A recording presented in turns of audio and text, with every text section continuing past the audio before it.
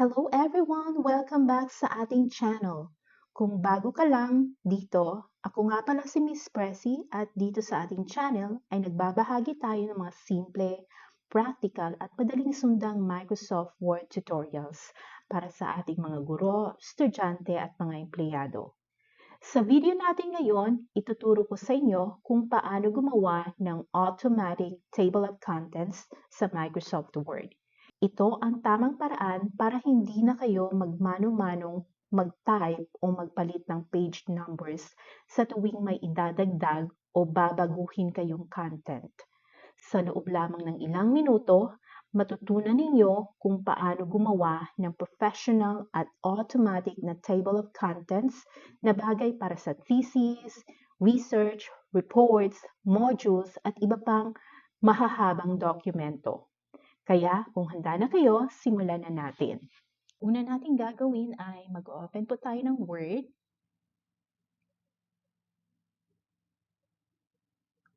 O pwede nating i-open yung documents na meron tayo or existing na nakasave sa ating mga laptop. Sa Word document natin ay iayos lamang natin ito. Pwede nating i-format na kung ano yung format natin. At depende na po sa atin kung ano yung required na spacing sa bawat research na ginagawa natin. Okay. So, kung ito yung ating research paper o yung paper na ating i-work out, so usually yung ating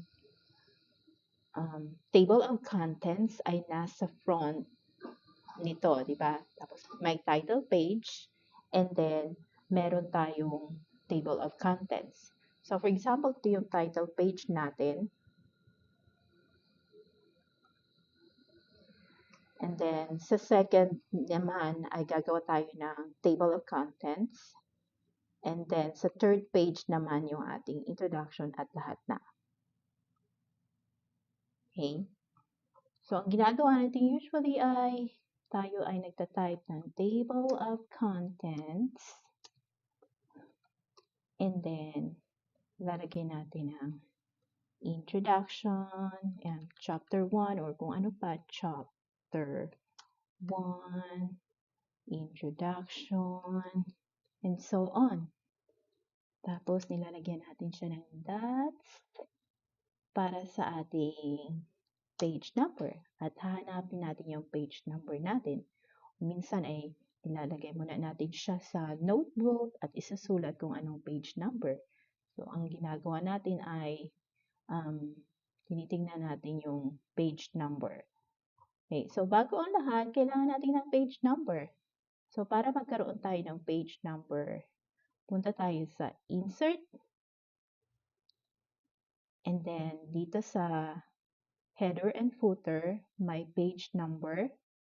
Lalagyan natin na bottom page ba, top of the page kung gusto natin, or bottom page. So, ilalagay ko siya sa bottom page, plain number 3 sa right part. Ito yung gagamitin ko. And then, sa page number, i-click ko itong different first page. Then, after nun, okay, i-delete muna natin itong mano-mato nating tinype na page number. Una natin gagawin ay i-highlight natin yung mga titles at lalagyan natin siya ng design. So, paano yon? So, dapat nasa home and then dito sa styles, okay, meron dyang no spacing, heading 1, heading 2, title, subtitle, subtype, subtitle, emphasis, mga ganun. So, para dyan, ilagay natin siya sa heading 1. Kasi isang page yan siya kumbaga. Okay, another, itong background study is heading 1. Statement of the problem, heading 1. Okay? And then objective, meron siyang mga specific um, mga subtitle dyan sa head na sa objective of the study. So, itong objective of study, lagyan natin siya sa heading 1. Tapos, yung general objective, highlight natin. Tapos, huwag niyong bitawan yung control sa inyong keyboard para ma-highlight natin din yung specific objective ng at the same time. Tapos, ilalagay natin sila as heading 2. And then, pwede nyo pang i-design or i-format kung anong dapat ang font type niyan. So, ma-edit pa rin yun siya. Then, dito naman, sa significance of the study, hindi naman yan nilalagay sa title yung mga students. So, ilalagay lang natin yan na heading 1. Okay, heading 1. Definition of the terms is also heading 1. The review of related literature, that is heading 1. Tapos meron siyang subtitle. So, i-highlight natin. Again, huwag bitawan ng control. Puntahan natin yung iba pang kasama dyan sa subtitle na related literature. Then, related studies. And then, iba na yung conceptual framework. So, dito tayo sa heading 2 kasi subtitle na siya. Then, conceptual framework, heading 1. Again, nakalimutan ko na ito. Kaya, i-review nyo yung mga different design dapat ng mga research natin. Okay, data gathering procedure and statistical treatment, that will be heading 2. Summary, that will be heading 1. Conclusion, another page. Recommendation, another page. References, another page. Okay? So, i-format natin siya. Depende kung ano yung dapat na format ng inyong mga papers. So, i-review nyo lang siya. Then, huwag kayong mag-alala kapag hindi naka-page na. Dapat iba ito, separate siya na page. Okay? Pag naka-automatic kayo na table of contents mamaya, once na nag-change kayo ay matatrack din yan siya ng inyong table of contents. So, once na-format nyo na yung mga titles and subtitles, puntahan na natin itong page kung saan natin ilalagay ang ating table of contents. Makikita po yan sa references dito sa banner ng nakalinya sa file.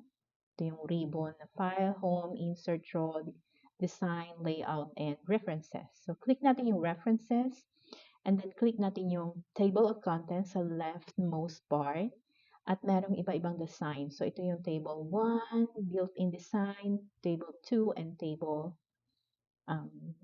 manual table. So, ilalagay ko siya sa table 2, at pwede nyo rin depende sa inyo. So, yan na. Ito na yung automatic na table of contents. Pwede nyo siyang i-format ulit. Depende kung ano yung design na advice sa inyo. At kung nakikita natin ay may mga page number na sila. Okay? May mga page number na yung ating table of contents. At kung nakikita natin yung ating introduction, na-move siya. So, pag halimbawa, i-format nyo siya ulit, yan. Nasa page 3 talaga siya. Okay, background of the study, dapat hindi siya dyan sa introduction. So, ilipat nyo siya sa next page.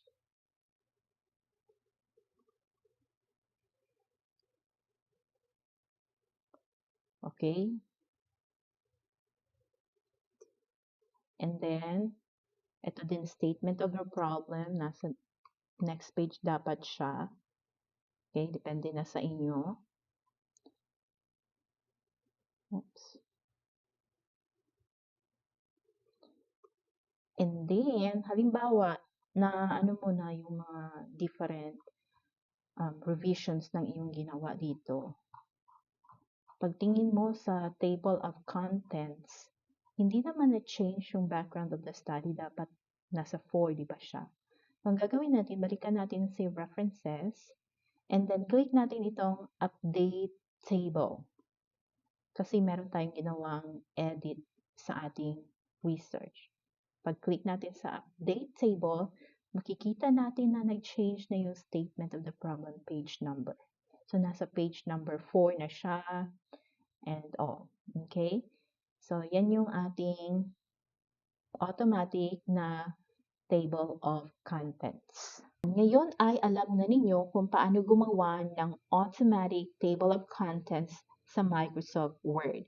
Makakatipid na kayo ng oras dahil isang click na lang ang kailangan para ma-update ang inyong table of contents sa tuwing may babaguhin kayo sa inyong dokumento. Kung nakatulong sa inyo ang tutorial na ito, huwag kalimutang i-like ang video, i-share ito sa inyong mga kasamahan, at mag-subscribe sa ating channel. Pindutin na rin ang notification bell para hindi ninyo ma-miss ang ating mga susunod na Microsoft Word tutorials. Maraming salamat sa inyong panunood hanggang sa susunod nating video. God bless at ingat po tayong lahat.